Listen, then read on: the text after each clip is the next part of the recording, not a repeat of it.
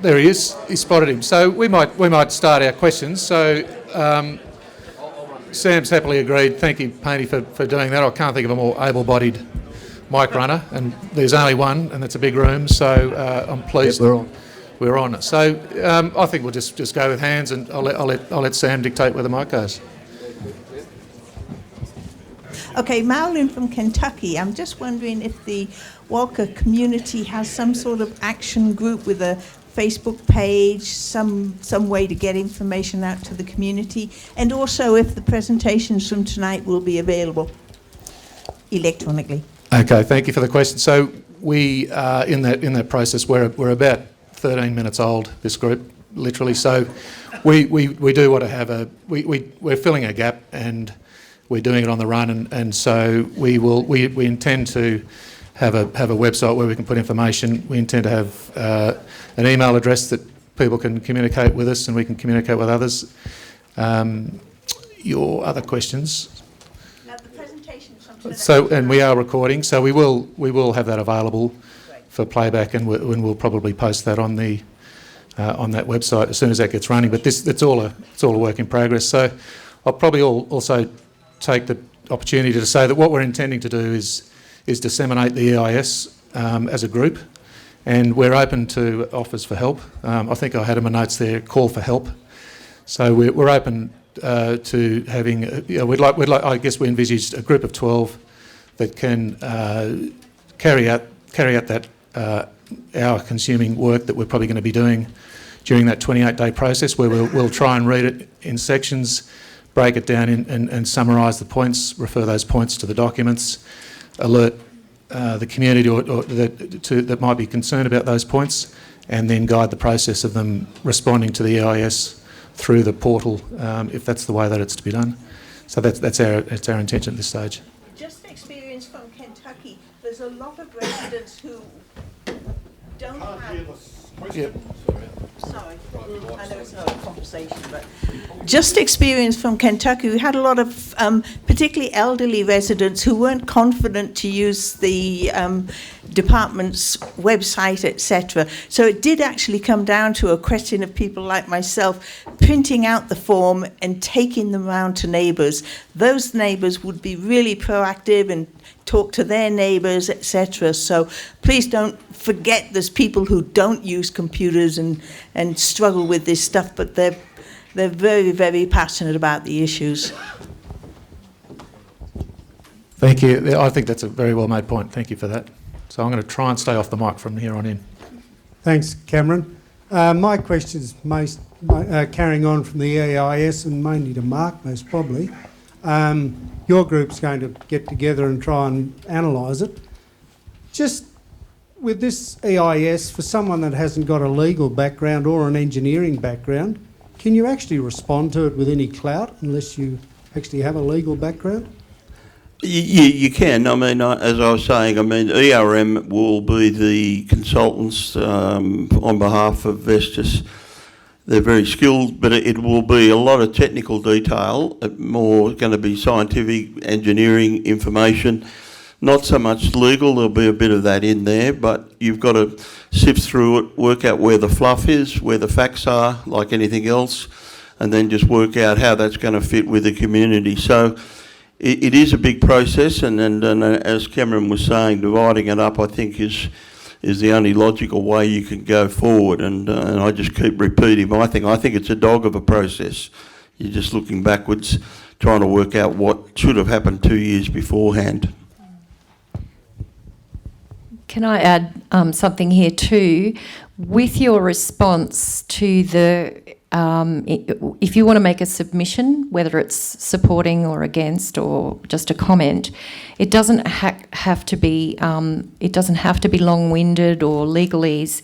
It's just from your point of view. What is it from your point of view that you want to say about it? And that's counted as a submission. And each group, so if you've got, for example, if the Lions Club wanted to make a submission, they could, because it's an entity. So any entity or any individual can make an individual, like a separate submission. And looking at the number of people, I don't know how many people are in this room, but, you know, obviously you're all interested in this topic, so there's no reason why you couldn't have nearly this many submissions made on this EIS.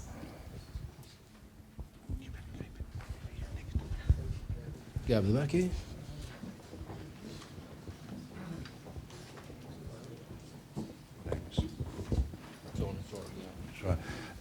More of a statement than a question. Having been through the same as Karen and the Kentucky people experienced at Somers, and coincidentally the same French company, where we got a very strong community group together, and it's very closely settled, Somers, and with Adam's help we were able to get rid of the project. Actually, I think fairly early in the piece. But the message I've got is that, having been through that and seen Kentucky and other various communities that have been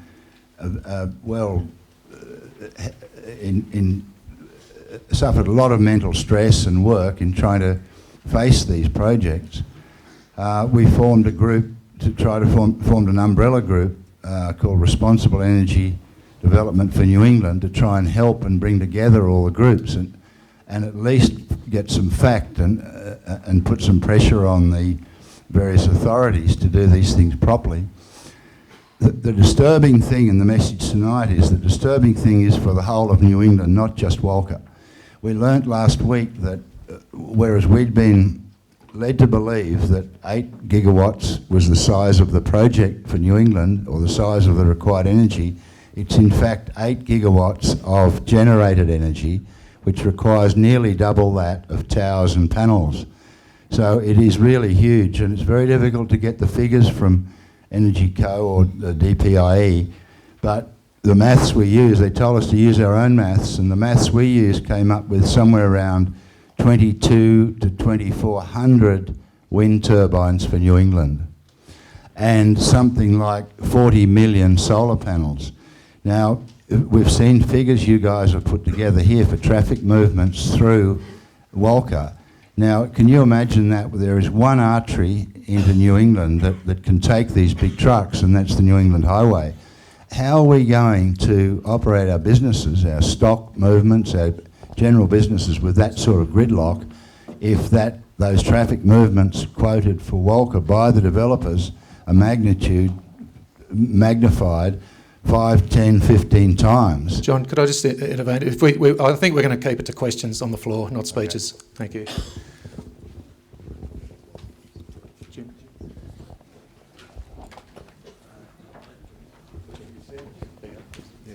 All right. Yeah, mine to Peter Barton.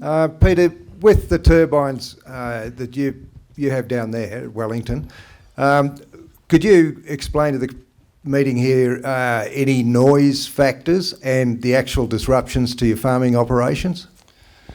Well, you can hear them if you're close enough, and I know a few of the neighbours that are against them say that the noise keeps them awake, but a lot of that I'm of the belief that it's because of the amount of stress and energy they've put in to opposing them, that I don't know if they can hear it, but they think they can. A number of times I know the people have got the wind farms on their place, the blokes have left the gates open, and they've had stock, as was talked about, the stock have been boxed. The disruption in the building of it was supposedly minimal, but it was significant to their farm production.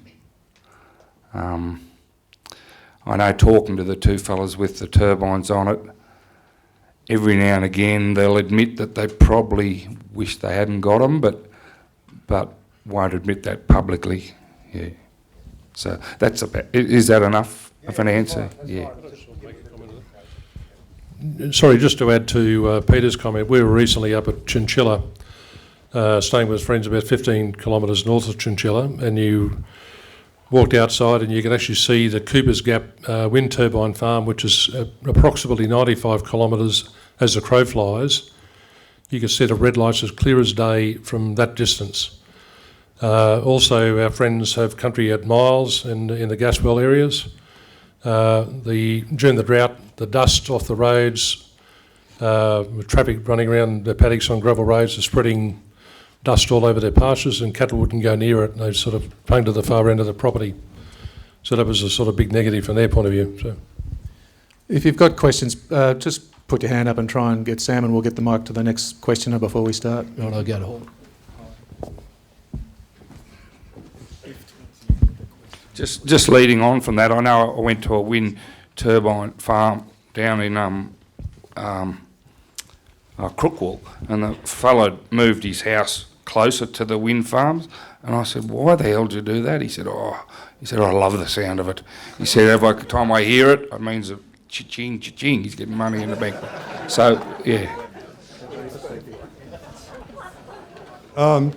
My question's probably just to Mark, or generally, is this EIS process something we have to go through every proposal, each proposal?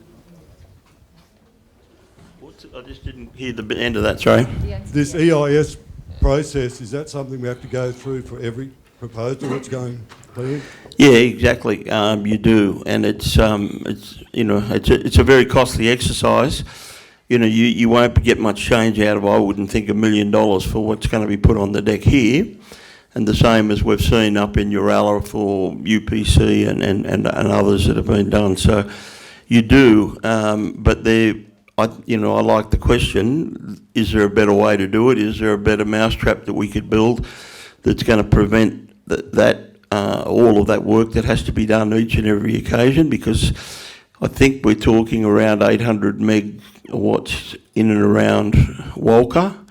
And as I said, you take into account Bendemeer, you take into account now the other side of Walcha and, the other side of Uralla. It's just going to be one after the other after the other. And so I think the question makes sense, and it should be something that we should be saying to the planning authority, you need to look at this because it's just too much stress and strain and on the whole community. Absolutely agree. Hello, my name's Cherie Pethard. This is just a general question. I can remember on my wedding day driving to Gostwick, and the sun was on the western side, and as we went along, the flickering from the trees was, quite disturbing.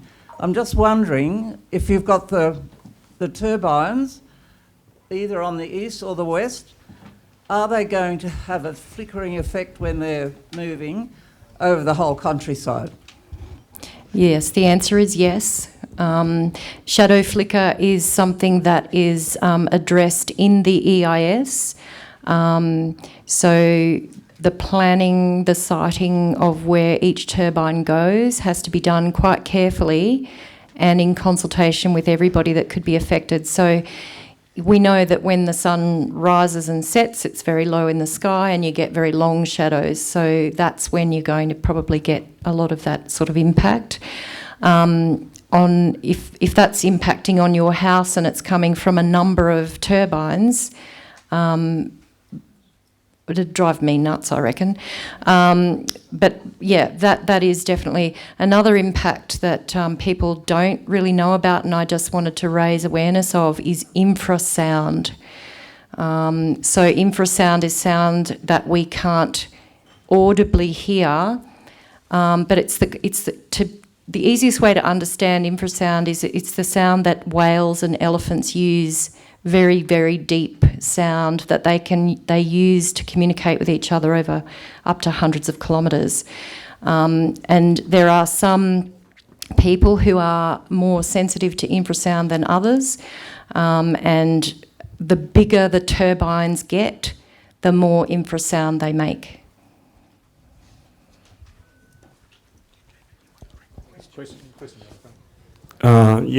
My question's to the Mayor, and it's regarding cumulative effects. you say that the infrastructure, your road infrastructure, is going to be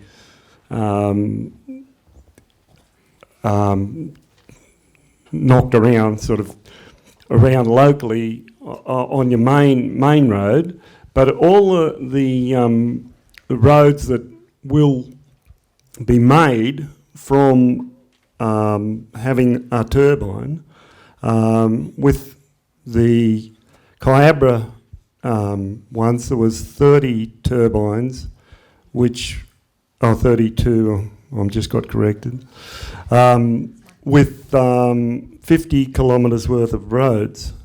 And these roads are 9.5 metres wide. On the highway, if you look from fog line to fog line, that's 7.5 metres. So it's wider than the fog line to fog line. And these roads will travel, if there's 550 or whatever it is proposed, that's more than 1,000 kilometres of roads if you take that scenario into account of Kyabra. So my question is, where's the gravel going to all come from? And how is that going to be impacted on the roads that you already have? And are those vehicle movements that you have sort of proposed, or they propose, are the gravel trucks included in that?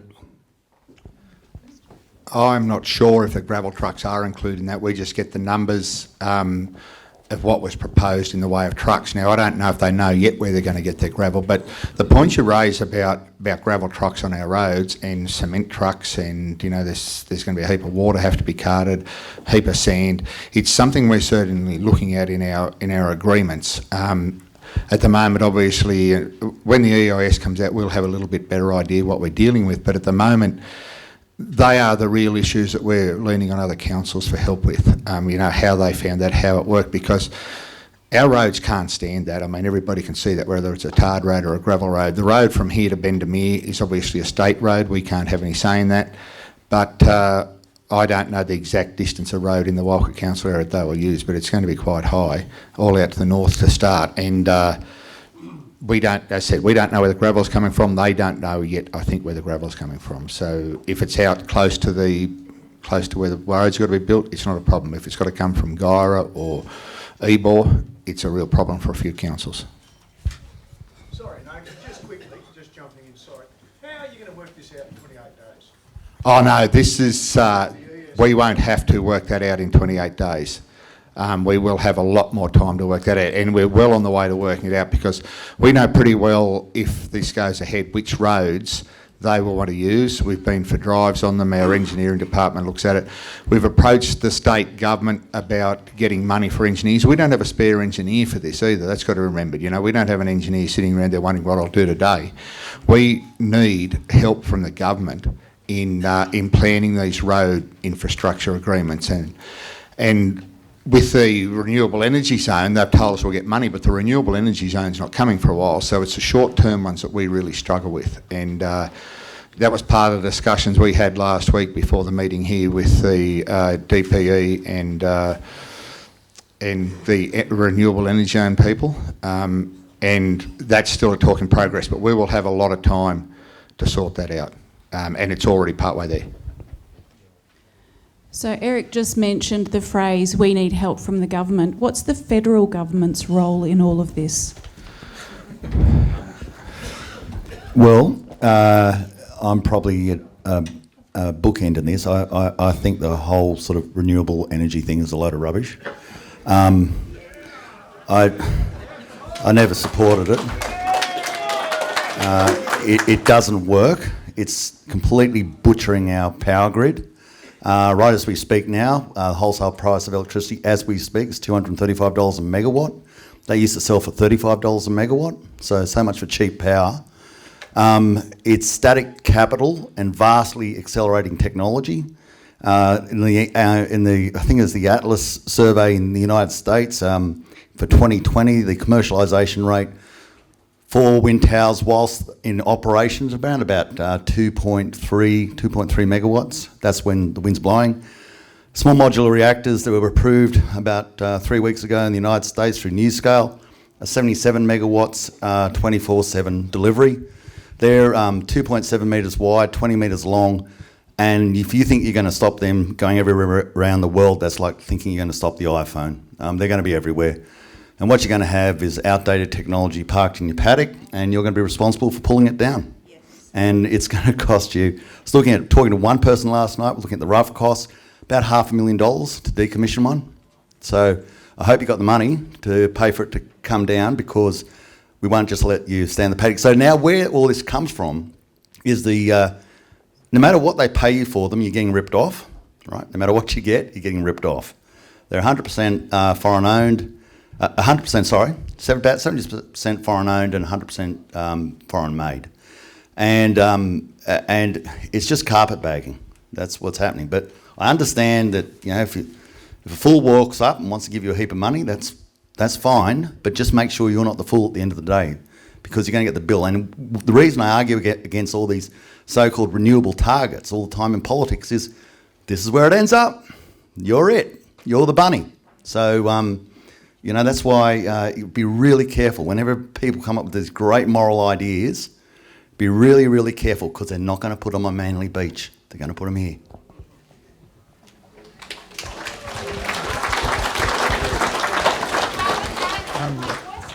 Well, look, my role is to try and stop it. That's what I'm doing. Welcome to opposition, Barney.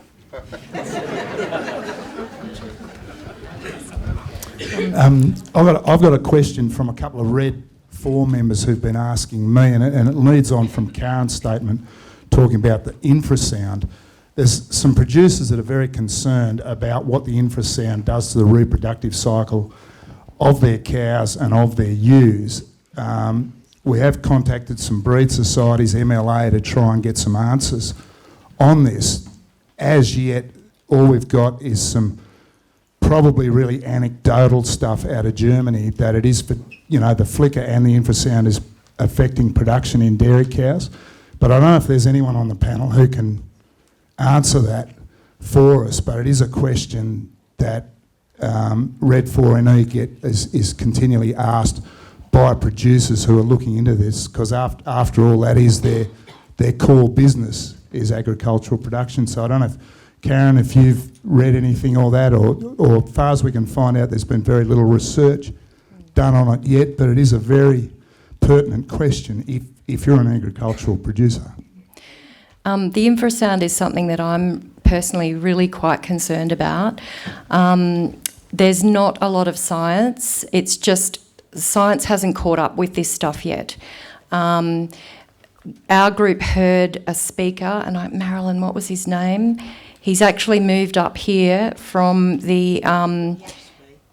from down south somewhere, moved out of his house and sold his place down there because he couldn't handle the noise. Now he's living at Kelly's Plains somewhere, and so he's like, where do I go next?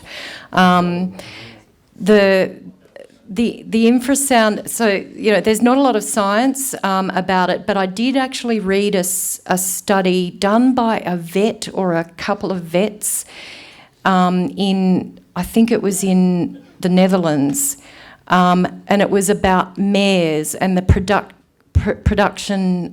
reproductive capabilities of mares, because they were living in these environments. So that had detrimental impacts, although that was just one study. It's probably not been repeated. I don't know. There's maybe John Peafield might like to look into that one. So infrasound is a concern, and as I said, the bigger the turbines get, the more infrasound they emit, and turbines are getting bigger all the time. So if anyone's been up to Sapphire, to have a look at the Sapphire wind farm between Glen Innes and Inverell, those towers were really, really big at the time that they were constructed. The ones that were being proposed in the Thunderbolt Energy Hub over at Kentucky were going to be almost 100 metres taller. Can I just add to Matt's question down there? I think and that's not so much the infrasound, but I think it's also the EMF, the electronic magnetic fields that come off. And we're going to have a debate here not too far away about high voltage transmission lines and what's going to be the options for that. I took the opportunity to slip down to HumeLink, down to Batlow, down to Snowy 2, and just make an observation of what the arguments are, but down there about from the landowners, and it's been atrociously managed by Transgrid, appointed by AEMO, and the landowners down there are trying to hold the line on undergrounding. And I think this is an important issue, particularly when we get some details on the EIS from Winterbourne, because we've got a 330 line that's going to run out of there somewhere across Thunderbolts and somewhere up onto Urella substation. And so what should be undergrounded and what is the danger? Because the Europeans take a fairly, in line with Matt's question, take a fairly strong interest in what is happening in terms of breeding cattle and production generally.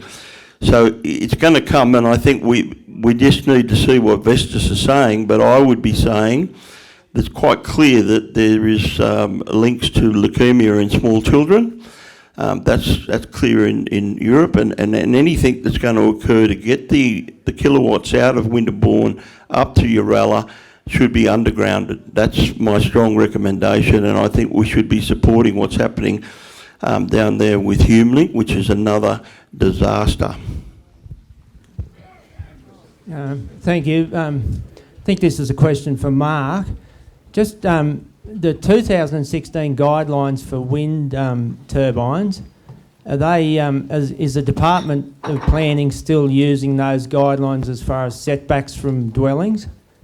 And also got just a question for Eric as well. I realise that councils are, they've got their hands tied a little bit on this, but I also think that the government looks to councils as representatives of the community. So I think that if councils actually put in submissions opposing these projects, that would probably have a fair bit of weight with the government, with the Department of Planning. So maybe just those two questions, please. I'll answer first and then hand over to Eric. The answer is yes, they are. They were asked this question last night in Armidale, DPI, the Department of Planning, so that they are still using them. Are they out of date? Well, I think certainly in terms of setbacks, they're out of date. And in view of the questions that we've been fielding here on infrasound and visual amiety and things we haven't got to. So long overdue now. They were written after all the wars that occurred down on the Southern Highlands, the Crookwell, Goulburn, Burra, all that area down there that was a battlefield with the Landscape Guardians. So they need to be revised quite clearly, and they're out. Yes, they are out of date. Thanks, Mark. In relation to council putting in a submission, I mean, it's something we get asked quite often. We have our local environmental plan, which is a public document. It's gone out to the public to the community for the 28 days. A lot smaller document, at least you get time to read this one. And it has all of the setbacks and everything like that in it that the community wanted for smaller projects, and they tell me that the Department of Planning will look at that, but probably take no notice of it. They're under a lot of pressure, obviously, from government and that. As far as putting a submission in, and this mightn't be a popular way to look at it, but how do we put a submission in for or against this? We don't have a community direction on it. We've got, 200 people here tonight who are against it. There's 3,000 people in the council area. I know it's easy to say we should just put in a submission, but which side do we put a submission in on? There could be 1,000, 1,500 people for it. Until we get that direction, it's very, very hard. And, some people say, well, do a survey. Well, a survey, the question in the survey quite often determines the answer in the survey. And it's a very awkward position. And I'm here to learn, too, of how the community feels, like the one with Co and that last week. I'm here to see how the community feel, and we'll see where that goes. Can I make just a suggestion? From I've read, and anyone can go to the portal and actually read all of the submissions that have been put in. So for the Thunderbolt example, go and have a look at some of them.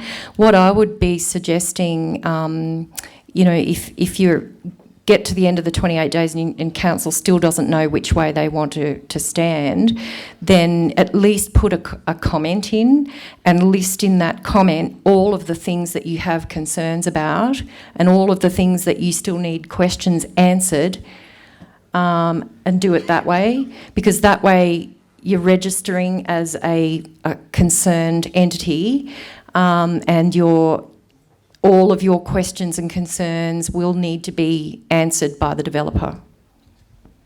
Thanks, Karen, and you are right, and council will put in some form like that, but I don't imagine that we'll tick the box that we're against or for at this stage. There may be a comment, and I know it was said that, and I see the Mayor of Uralla here, Robert and Bob there, and as I understand it from a conversation, I think with your General Manager and yourself, Robert, that Uralla's wasn't actually a full against the project. It was against part of it, and it is a comment on what council would like to see as part of that project. And I could be wrong there. You can correct me on that if I'm wrong.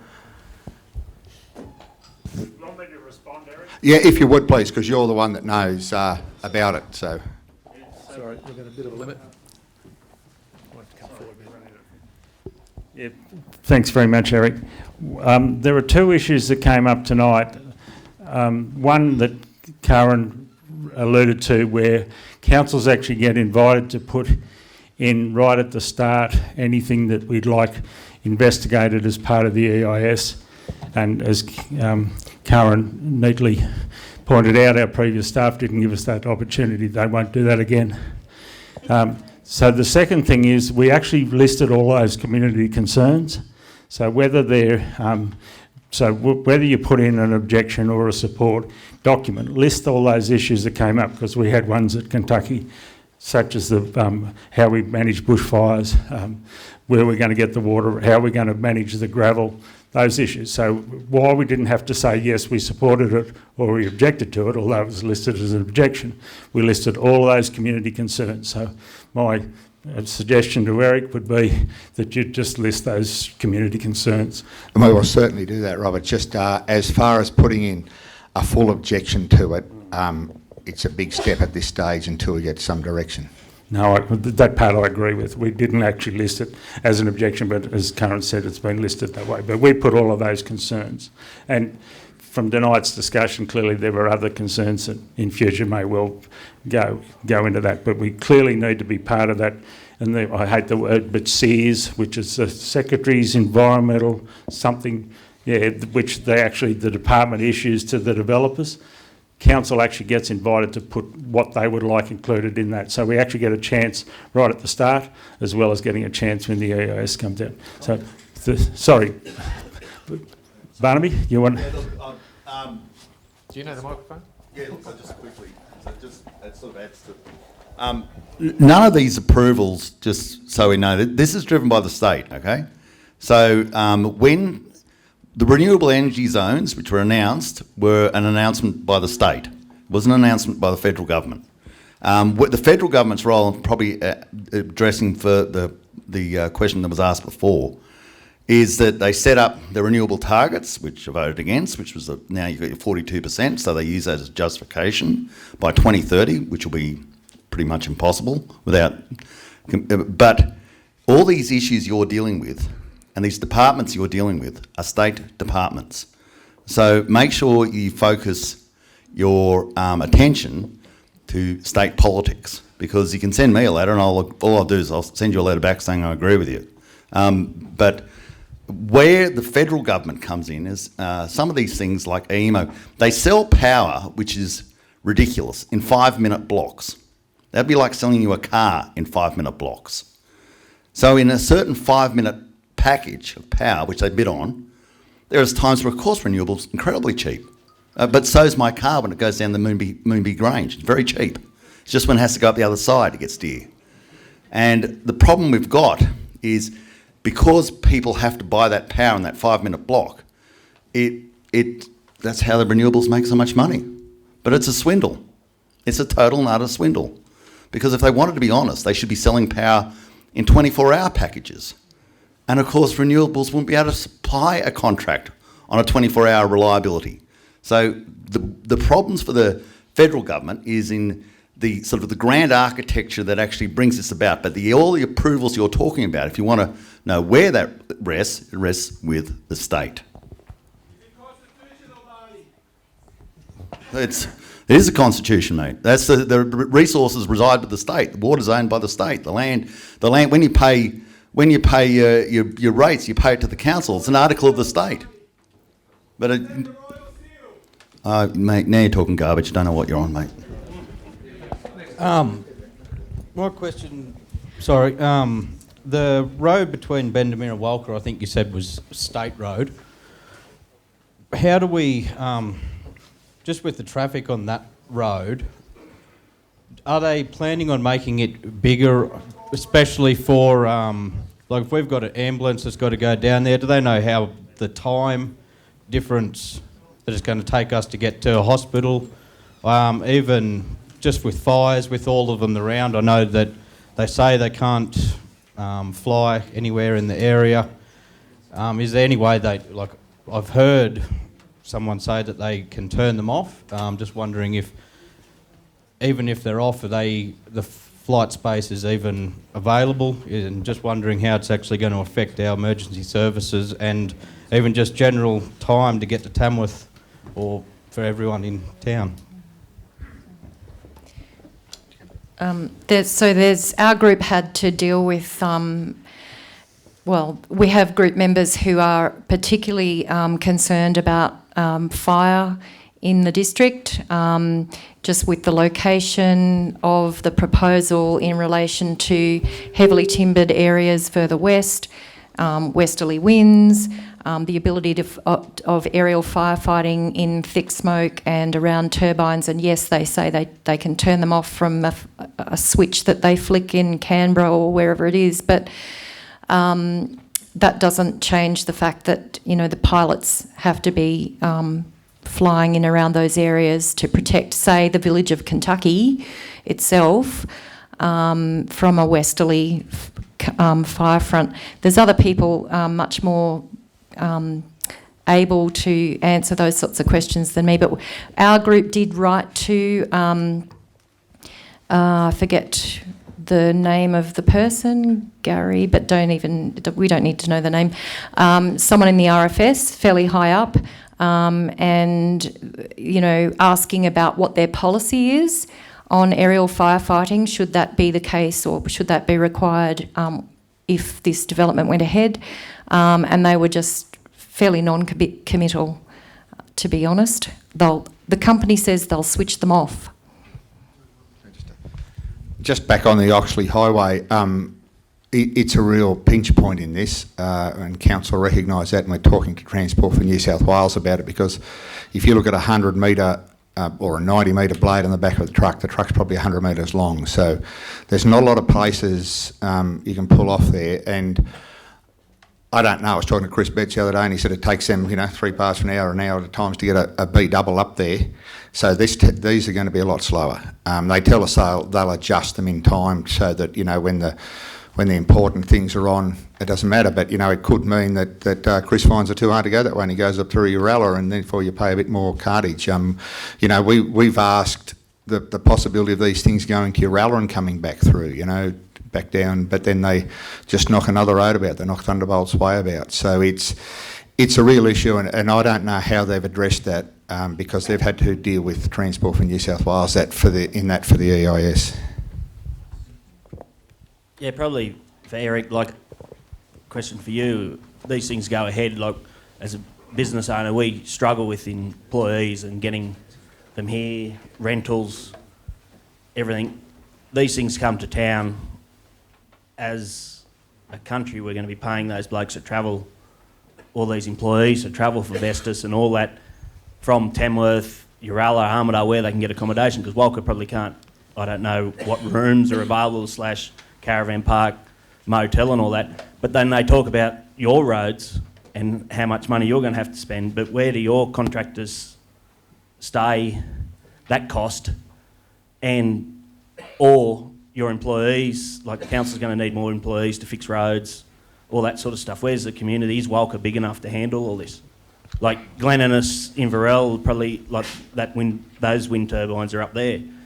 Both towns probably could handle a fair bit of accommodation. I don't know whether Walcha can. They're the social impacts that we're starting to look at from a council point of view, and we're engaging with Central West Council very heavily on this at the moment. Had a few chats with them around because they have the same problem. They've even got a company down there that wants to build a Donga village. I don't know what the proper name for them is, but then you've got your wastewater problems, you've got your water problems for those, you've got the problems that council works hard to have a tourism industry here, and I don't know if there's a fortune that you'd have to ask a shop owner probably, but we want a tourism industry, and if there's no accommodation, obviously that affects the tourists coming to town, and cheaper rentals that maybe the people who live in them won't be able to afford to live in them. They're the social impacts that we'll be looking at in a submission, I'd imagine, to this, because I think it happens in every town. And smaller towns are obviously more at risk, because big towns can have the room, they have the accommodation. So, it's, as I said, that's just another thing that we've got. We have no power over it. And, the other issue that will come possibly, and you might be as much at risk as council is that they're for the drivers of the machinery out there and that sort of thing, that could be offered a lot more money than council can pay. So accommodation for us mightn't be a problem. We mightn't have anyone to work for us. So. But what do we do with the I'll just jump in there. What do we do with the dongas once nuclear takes Just over? the Wellington experience, rentals, short-term rentals. We had got a little one-bedroom sort of thing. It went from $150 to $400 a week. You can't get a motel. Wellington Boot, our big racing carnival, famous worldwide. There was no accommodation in the town. People had to stay in Dubbo or Orange or Mudgee. So yes, it will have an effect. Yeah, same thing. Like someone's family have a wedding. Where are they going to stay in the weekend? They want to do that in Walcha because it's all booked out. I'll just jump in. I reckon I'll ask one question tonight. It's reached 8:05, so if we could just have a show of hands for if we wind up in 10 minutes, or if we go for another 3/4 of an hour. But are we wrapping up in 10 minutes? No. Are we going for another 3/4 of an hour? It's going to be long. We'll try and, in the interest of everyone being able to get home with expectations that we weren't going to be here all night. This will happen again, but we might ask 3 or 4 more questions and then wind it. Good evening, Richard Croft. I know a lot of you. My role's been trying to sort this out with the whole of New England for the New South Wales farmers, and we are referring back to the state group to look at it in other places. So I'm familiar with Wellington. I've been there and had a look, and it's a bloody mess. Also, you could confirm what I was told, that there were no real permanent jobs created when the mess was fixed up. So the news that we got this week was that the department thinks that to construct the power line and to start doing these jobs, they will need to find accommodation for about 5,000 new people. So I asked the question of the council, and I'd pass it to Uralla, and I'd pass it to Tamworth, and I'd see, and Armidale, have you got the water? Have you got the facilities? Can you handle that sort of coming in? By the way, they said they'd build a new suburb somewhere. I mean, they're really off the tree, these guys. Is that on, is it? Okay. I'm starting to feel that the audience here are against wind turbines. That seems to be coming across. So we don't need to be convinced about not wanting turbines. I think we need to be convinced about how we stop them. So can we just get a comment from people? We're focused on EIS. Is that going to be successful? Is that going to be a way to sort of redirect this? And I'd like Barnaby to come in here too. I know it's out of his jurisdiction a little bit, but he should have a comment about how he thinks we should go, because he wants to. He's wants to stop them too. Well, how can we work together to get this over the line?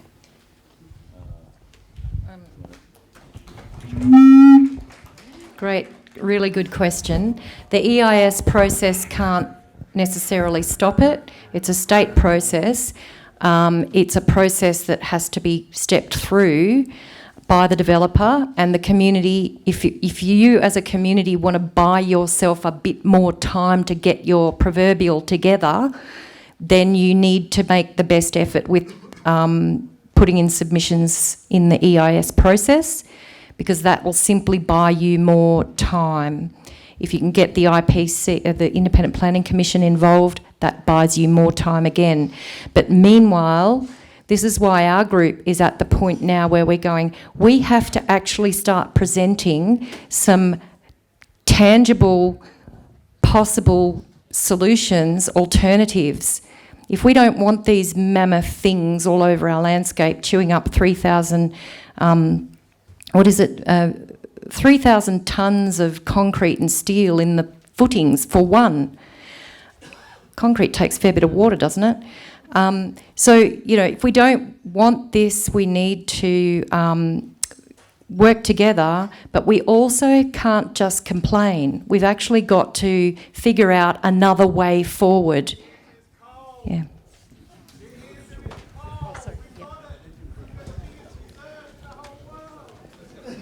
When the microphone comes to someone, they can ask a question.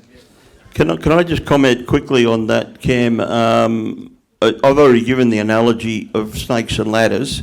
There are no snakes. This planning proposition is so far in favour of developers, it's not funny. So what happens is they just keep going up, and there's another tick the box, and up they go again. There's another tick the box, and up they go again.